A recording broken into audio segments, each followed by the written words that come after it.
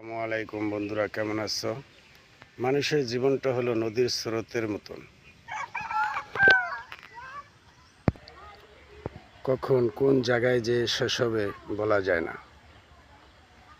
পশুর থেকেও মানুষ বড় অধম্য মানুষ।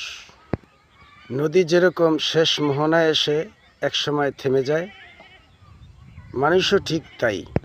মানুষেরও একটা সময় শেষ বয়সে এসে থেমে যেতে হয়, এটাই নিয়ম। তাহলে এত কেন গৌরব, এত কেন বৈষম্য আমাদের ভিতরে? আমরা কেন এত অহংকার করি এই দুনিয়ার মাঝে? এই দুনিয়াটা তো চিরদিনের নয় আমাদের।